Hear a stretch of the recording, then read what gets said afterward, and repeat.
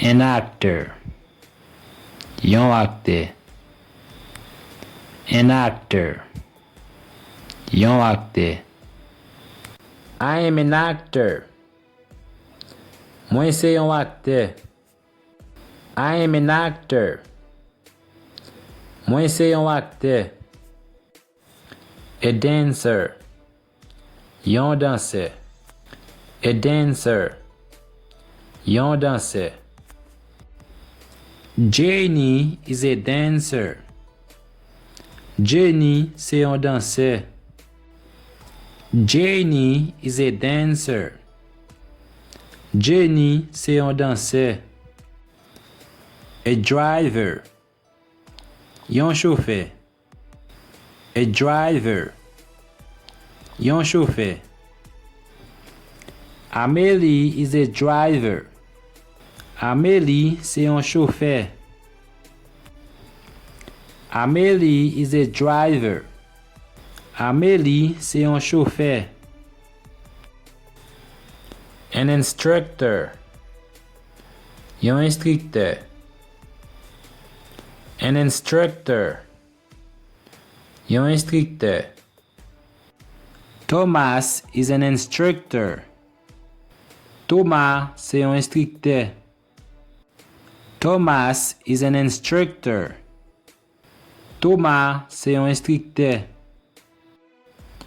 A player. Yon jouet. A player. Yon jouet.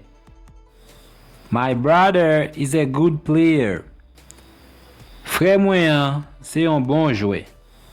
My brother is a good player.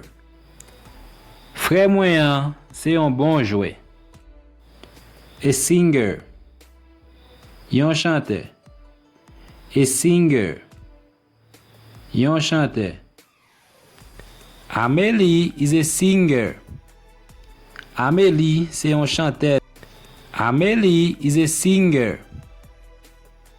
Amélie c'est un chanteur. A swimmer.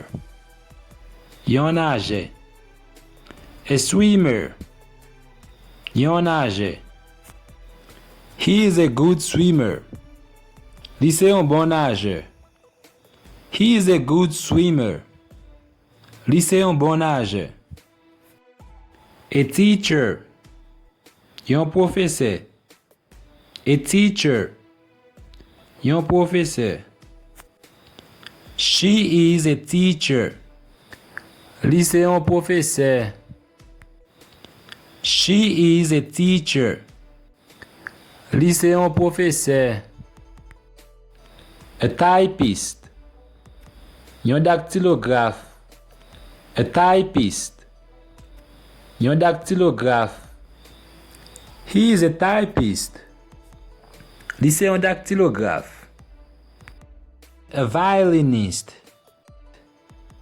Yon violiniste. A violinist. Yon violiniste.